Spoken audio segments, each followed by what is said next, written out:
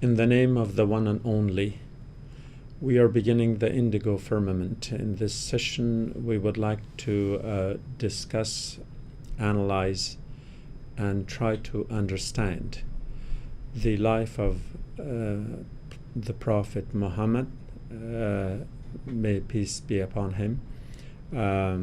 His birthday was celebrated yesterday and today, and in some countries the day before and yesterday, depending on the time zone. There are conferences held usually to celebrate his life, to understand what he meant for humanity. There are gatherings of recitations of poetries and songs and lyrics, but there are also groups and individuals and certain movements that believe that the Prophet's life should not be celebrated. That is kind of controversial, to say the least. It's partly because certain people believe that because there are no direct, specific instructions in the Quran, therefore the celebration of the life of the Prophet becomes an innovation, a novelty, or as they would put it, a bid'ah, something that they look down upon because to them Islam has to be adhered to, believed, and followed only in the way it was understood 1400 years ago, and that there shouldn't be any changes, any new interpretations, any better understandings, or any explorations or adaptations of such understandings and analysis in our time. To them, it appears that if it's not in the Quran, it's not doable. And perhaps that, in my opinion, is one of the reasons that if we look at Quran not as a book of principles, but rather as a detailed manual of do's and don'ts on daily basis, then we get into serious trouble, because Quran is not a manual, but rather a book of principles.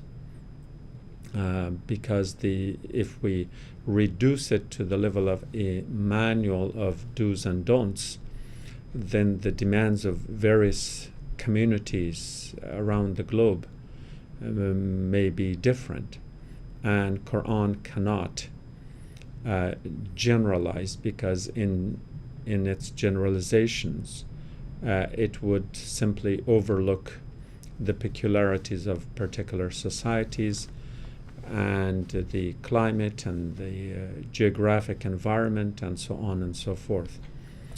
So therefore, those who believe in Quran as a manuals of do's and don'ts are in essence reducing the principles for which it was sent to humanity to a manual that is addressing the needs of a particular people, and therefore it takes away from Quran's universality, both in terms of time as well as in terms of space or place.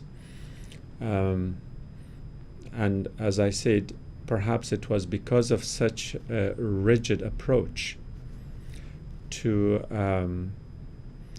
look at Quran as a fossilized relic that was revealed at a particular time in history, and deny its applicability throughout our lives, that people out of necessity may have forged hadiths or the sayings of the prophets to simply get by.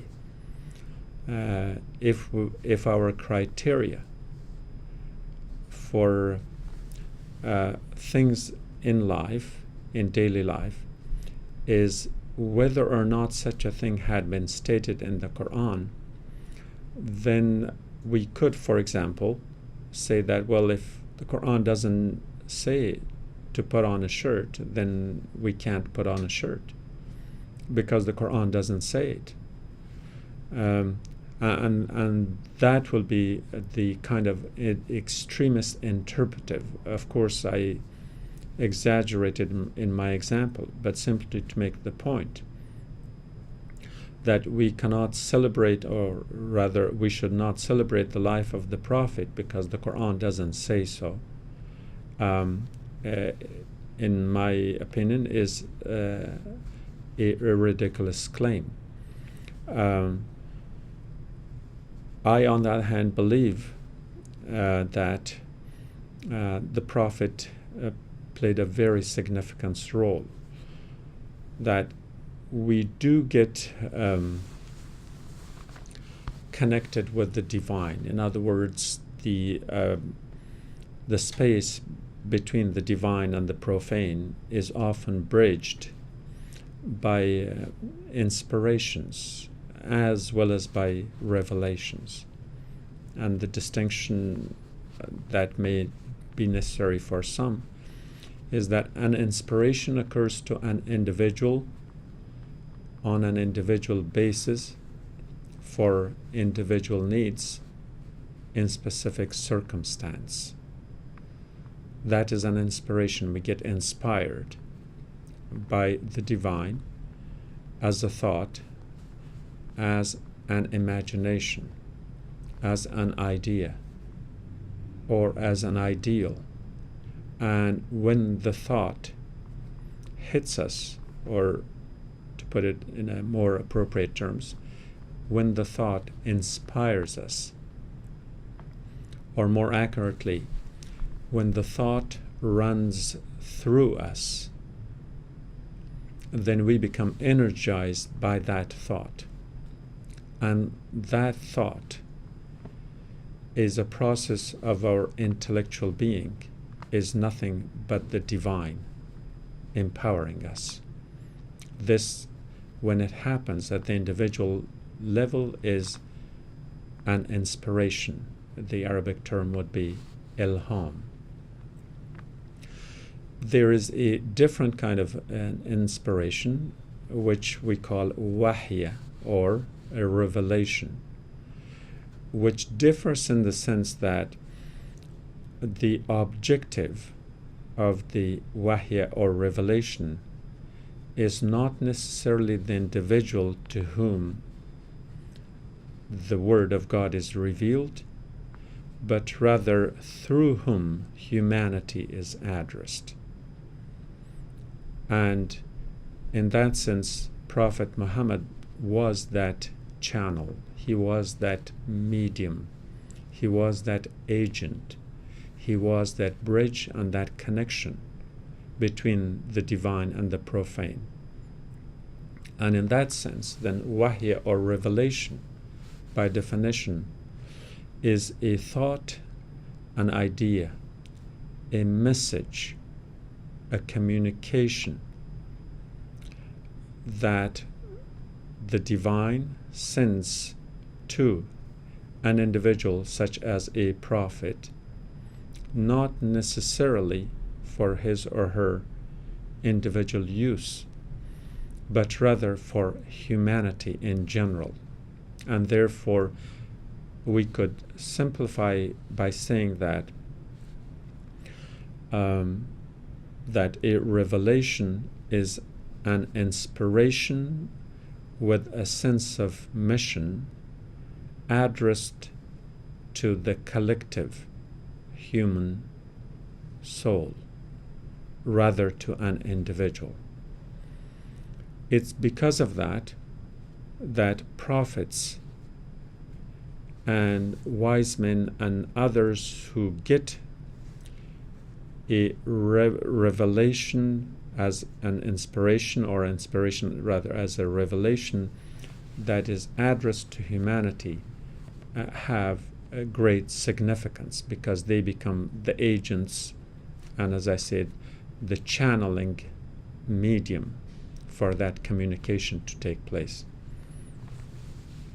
So we need to know ourselves, which we have done in previous programs in the Indigo Firmament here.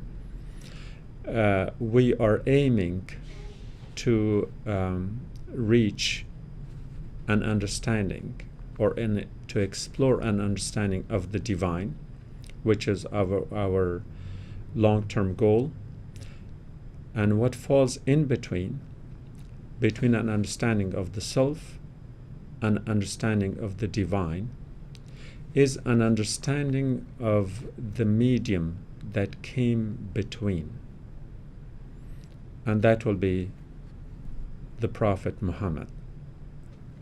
And as far as the Prophet and God Almighty is concerned, that will be the angel Gabriel.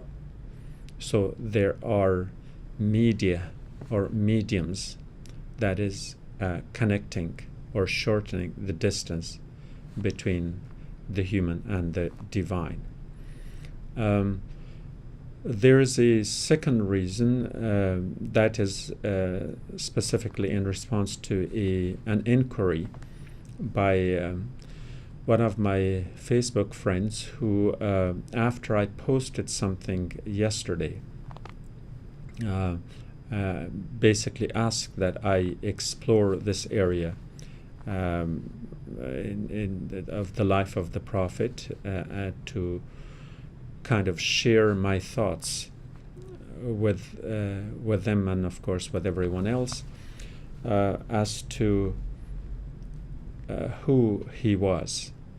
Of course, this is a perspective, and so for these two reasons alone, we could say that we need to explore the life of the Prophet as much as a celebration, but even more so as an understanding.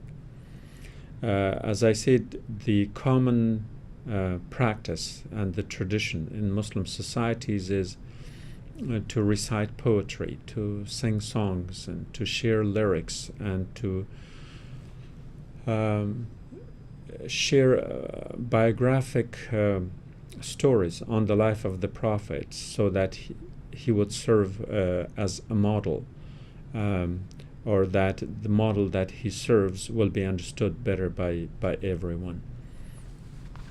My emphasis here is, number one, not to repeat those. I'm not in a position to, and my emphasis is more on an analysis and an understanding as to who this individual named Muhammad was. Whether you believe in him as a prophet or not, that's up to you. Whether you understand him in a cultural context, that's a different thing. But I'm trying to share here in this segment of the Indigo Firmament a perspective that is basically an analytical perspective, so that aside from the fact of or aside from our level of religiosity, conviction, faith or belief system, aside from all of that, we could understand as to who this person was, that has been often classified as the best model as far as the criteria for leadership are concerned in human history. He tops the list in many categories because of his diverse personality and because of the many roles he played as the head of a state, as the head of a community, as a prophet, and as a man who revolutionized the civil society with new concepts that heretofore were perceived to be only in existence in the human imagination, and he turned it into a reality. I also have to start first basically through a disclaimer. And my disclaimer is that we often assume that any book that is called a book of history must of necessity be in compliance with the principles of what a history book ought to be. Our expectations in modern times are such that we look at history along with other social sciences to adhere to a criteria of objectivity, so it is seen and understood as a science, as a social science. And therefore, if a particular historical claim is discussed, there must be some evidence, there must be records, there must be relics, things written in stones or in other sources, or cross-reference with other events in history, so that the claim that a book of history makes can be verified. And when a particular claim is verified through cross-reference, then we consider it historical. However, we often forget that this approach to history, that is, the scientific approach to history, is rather a modern phenomenon. That, excuse the pun, that historically books called history were not either history or historical because they did not adhere to a criteria of objectivity, and they did not follow processes and procedures of scientific approach to the understanding of a phenomena. And that's why it is necessary to take another aside, and that will be to make a distinction between legends and myths and mythologies that humans have created in their own cultures. So I will put mythologies and legends in one category, and then there are things that are written with a historical context in mind, but generally for the aggrandizement and glorification of individuals. And these would be more like odes to great men of history and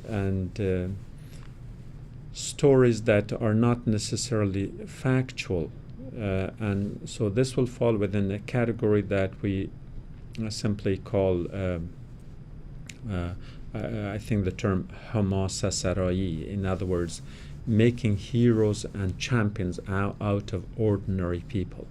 This is the second category.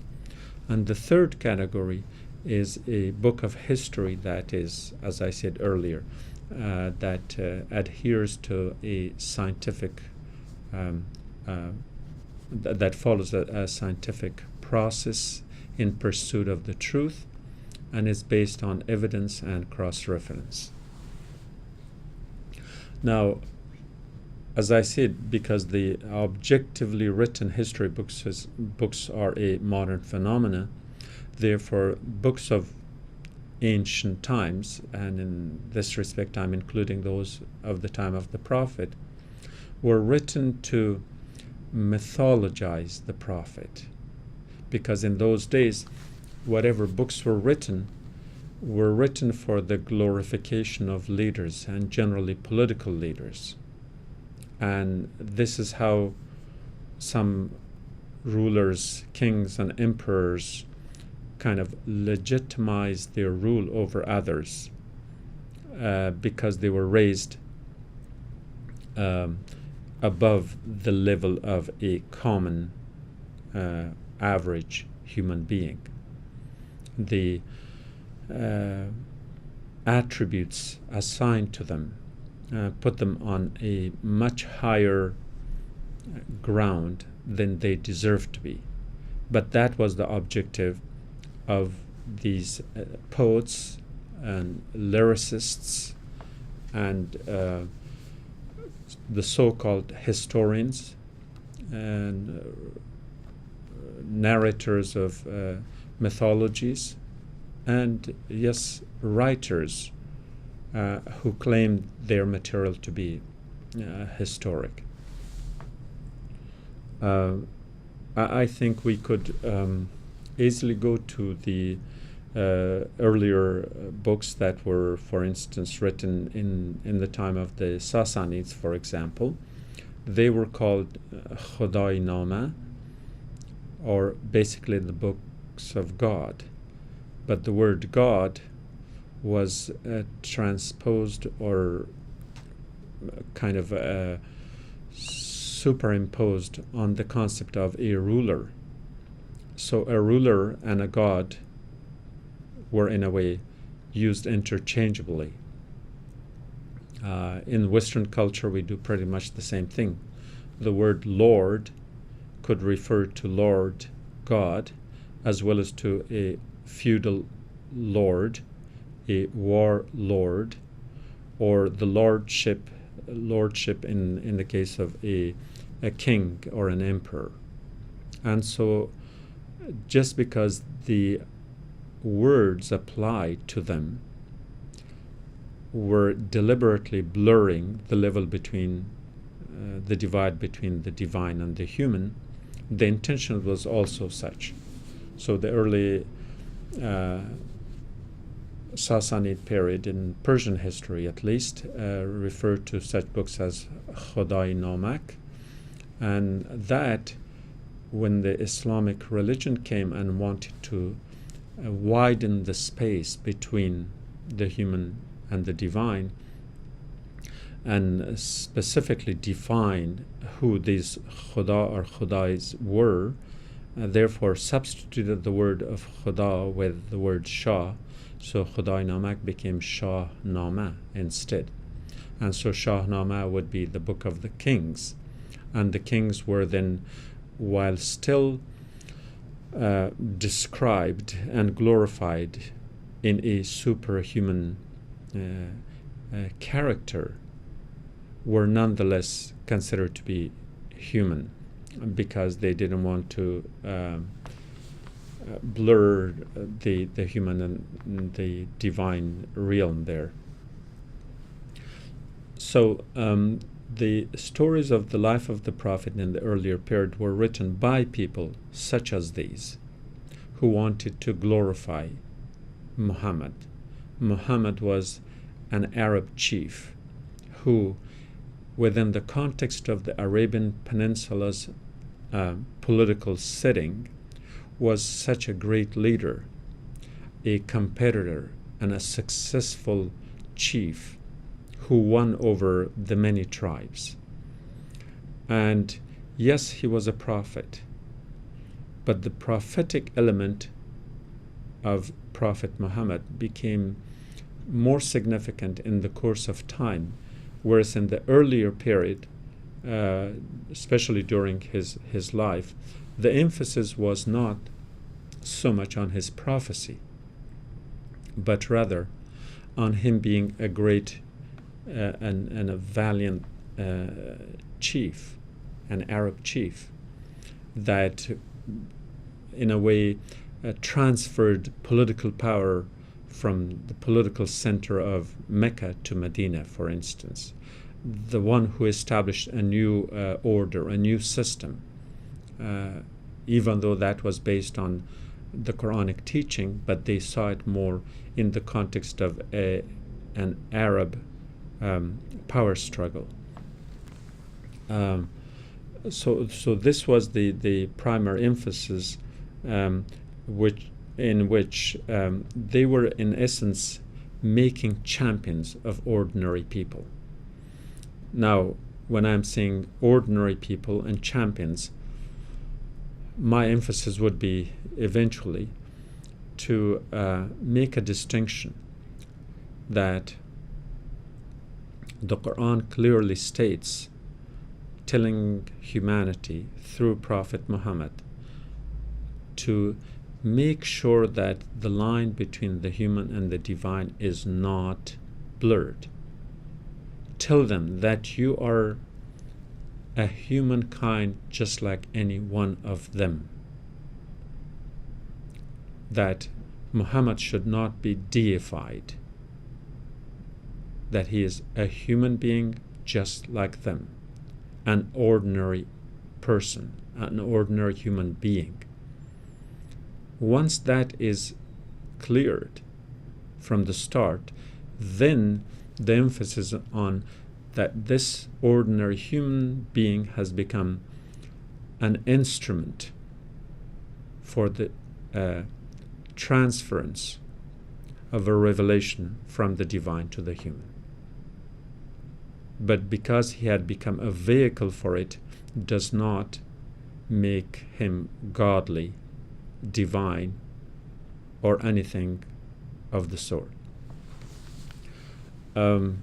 These attributes were added also by these non-historical historians, if I can use the term, to glorify the four caliphs as well, to various degrees, of course. They were made into champions. For instance, when the castle at Khaybar was encircled by the Muslim forces, and it was very difficult to break in or break through the gate, that Ali, the fourth caliph or the first imam, had the strength of 10 champions, that he could go and lift up the gate of the castle of Khaybar with one hand, which is not just impossible if you have to think about it rationally, but in terms of how people perceived it at the time, that is the way it should have been written. Because these writers who were writing the mythologies, these writers who were glorifying these leaders, were expecting rewards from their rulers, from the kings and from the emperors. The more they exaggerated, the better they were rewarded. And so they would not spare anything in this context of creating superhumans from humans. This is the point I'm trying to make here, that these historians, especially in those that wrote about the life of the Prophet, the common source that comes to mind would be Sirat al-Nabi, the life of the Prophet, by Ibn Ishaq, and there is one by Ibn Hisham, and there is one by Tabari, and so on. So none of these individuals were following the scientific approach to writing history. Yes, they had all the good intentions, but because of their good intentions, they exaggerated certain facts and certain information and certain events and certain narratives. They exaggerated it to a point that the 20th and 21st century rational mind cannot accept that to be true. And so that they may have done a service in the short run for the mindset of the 7th and 8th century Muslim, Arab, or anyone for that matter, but they did a disservice in the long term because of these exaggerations, because of these glorifications, because of creating superhumans from humans, humans that the Quran attests to them being simple humans like any other, whereas Ibn Hisham or Ibn Ishaq and others would exaggerate their attributes.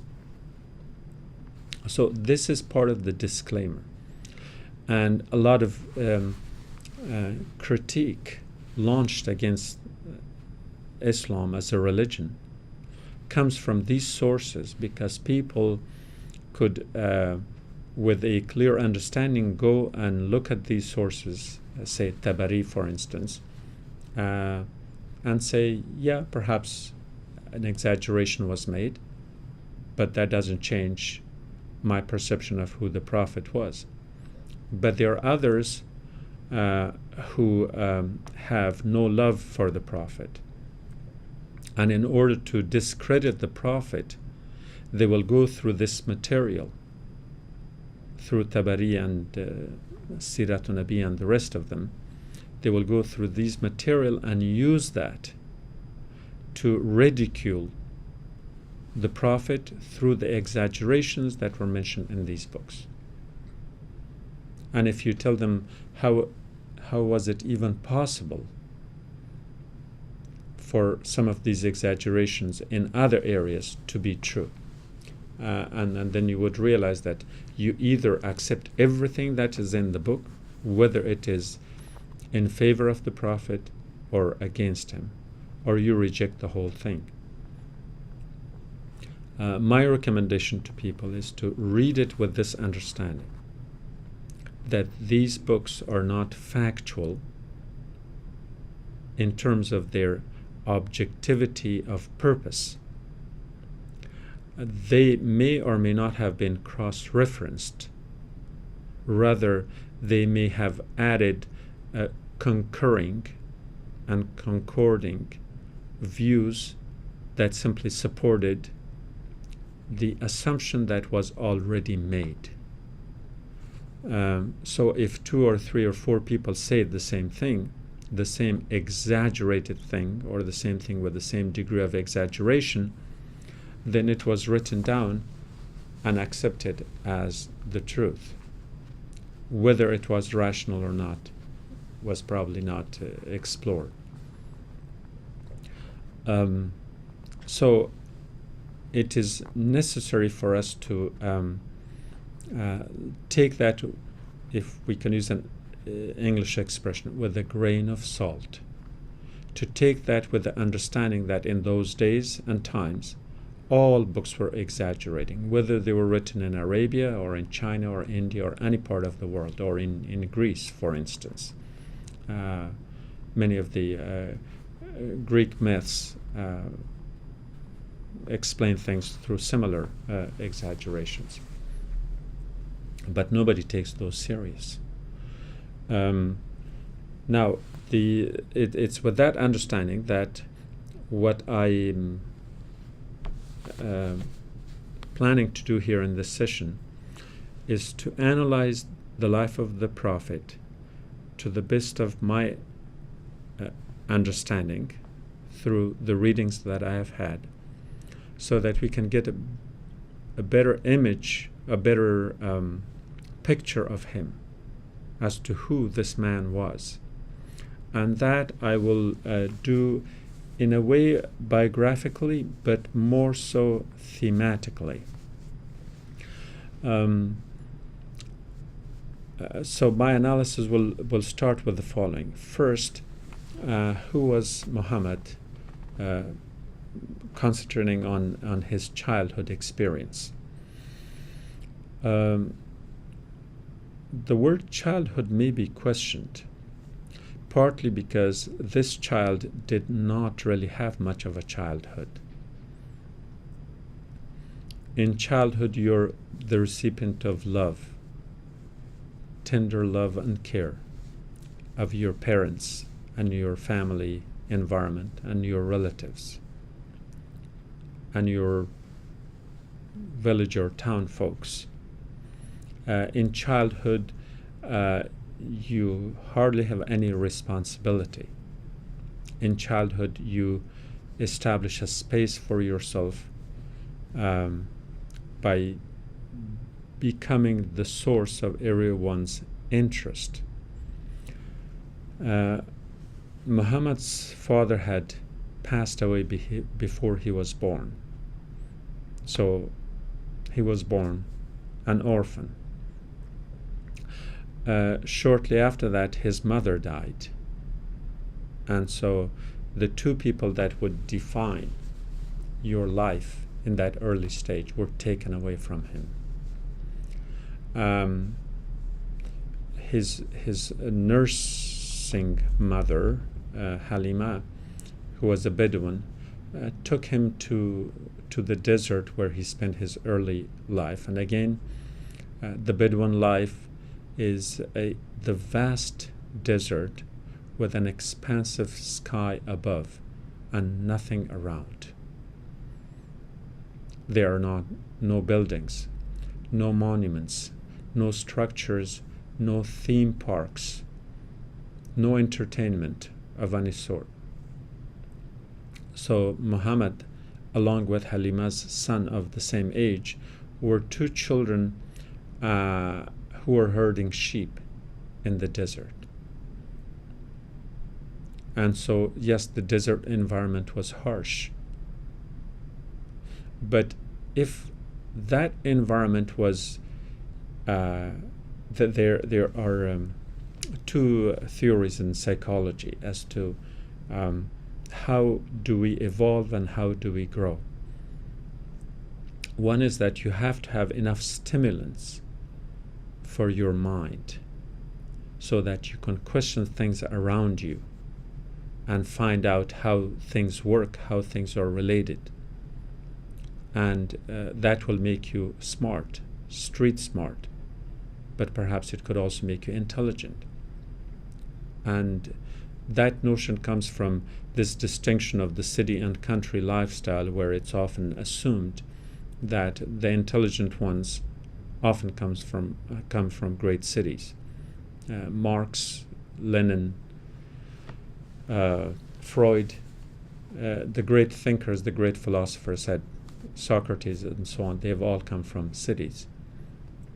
Because in the city environment, there's more room for an intellectual engagement, for a debate, for a discussion, for questioning, for understanding, for accepting, for rejecting. So the city environment, rather, or in other words, a crowded environment, will challenge your thoughts and things that you say. And the rest of the people would be simply ruled out as country hicks. What do they know? But then when we look at the lives of people like Siddhartha Buddha, who lived in the city, in the palace, in a very crowded environment, but that made him only a prince. What made him a Buddha is when he went to the jungle, to the void, to the emptiness. If we think of Moses, who lived in a city environment, again in another palace, by another river. So we see the parallels between Siddhartha Buddha and Moses. Both lived in cities by big rivers, whether it was Ganga or the Nile. Both were raised in palace, whether it was Siddhartha's father or the Pharaoh. And they had a life of luxury in a way, but they both rebelled against that. And Siddhartha went to the desert, and Siddhartha went to the jungle, and Moses went to the desert, to the mountain, to Mount Sinai.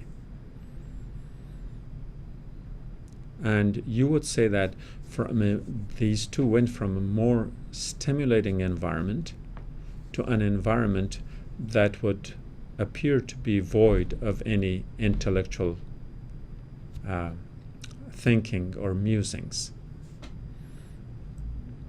Jesus disappeared altogether. We don't know where he was until the age of 30 or so. So where was he? Perhaps he did go to another void, cultural, geographic, or both. Prophet Muhammad did the same thing. That yes, by the standards of the Arabia of that time, Mecca would have been the great metropolis. Well, hardly a village, but we have to speak in terms of the times that he lived in.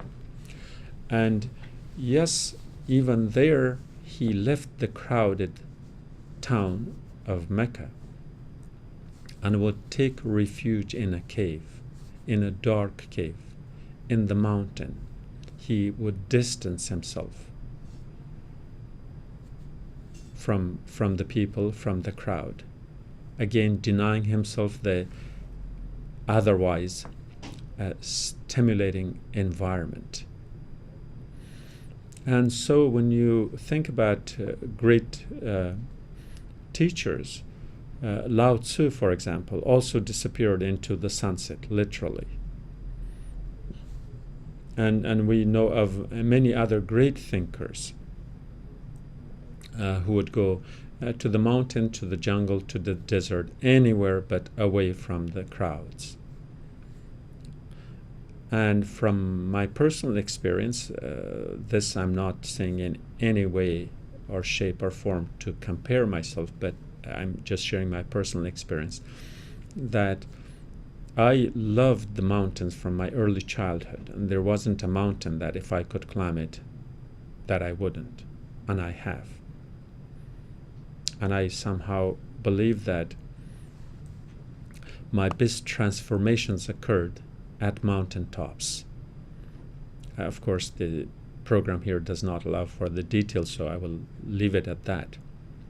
But sometimes, more than a stimulating environment, what you need is the calm and quiet of contemplation, so you can go within, so you can understand what it's all about. And Muhammad did just that. That when he was in the dark cave in Hira, in the vicinity of Mecca, some 3 miles away, that's all he did. In other words, the outer senses might be stimulated by the outer environment, but we cannot deny the inner senses that would stimulate the innermost core of our being through contemplation. And obviously the world is influenced. The great influential people in human history had been the ones who went within, not without. Yes, we are dismissive of them because for some reason religious thought, theosophic inclinations, they are not the in thing. They are not cool for our times and our age. We humans have conquered nature, and along with it we have conquered God. And so God has become irrelevant, and along with it religion, and anyone who has taught or preached a religion. I'm not here to debate that more than what's necessary, which is that understanding ourselves through our inner self is much more significant if we know the value of it. Because if the purpose of life is to be happy, your outer environment does not provide happiness. You can be in a big party, eating and drinking and dancing and singing and chanting and all that. That happiness is more a reaction to the pretense of others. You're wearing a social mask. You want to be happy because you're expected to be happy. You're happy because they want to check if you have the capacity to be happy. You act as they do. They drink, you drink. You may not like to drink, but you have to drink to blend in. And therefore, the stimulus is external. The response is externalized. The mask is worn for external factors, And therefore, the happiness that it's supposed to encapsulate is also a reaction towards these external phenomena. Whereas the happiness within, when you're content, when you're happy within, without worrying to manifest it, to show it off, to brag about it, that is a true happiness. And that comes through contemplation. The contemplation of beauty, not the manifestation of beauty for the public consumption, because you want to appear in a certain way. And so if you look at this personal experience of how we look for happiness here, the life of these great individuals that I shared with you, Siddhartha Buddha, Moses, Jesus, Muhammad, Lao Tzu, and probably Confucius or Confucius, they all show where the true happiness is. And it's not a thing that I claim now for the now, but rather that the whole world is divided up in adherence to such principles, which unfortunately are claimed as religions. And the worst part of religion and religiosity is religious tribalism. And when religion as religious tribalism functions the way it does, it is nothing but a response to external stimuli. So religion loses its value. And for me, in religiosity is not so much the external manifestations and the showing off of what you are supposed to believe, but rather the contemplation of an understanding of the true realm of reality within you, where you do not have an audience other than yourself. When you're playing to an audience, you are playing. When you do not have an audience other than yourself, you're going within you. And that's what Prophet Muhammad needed to do.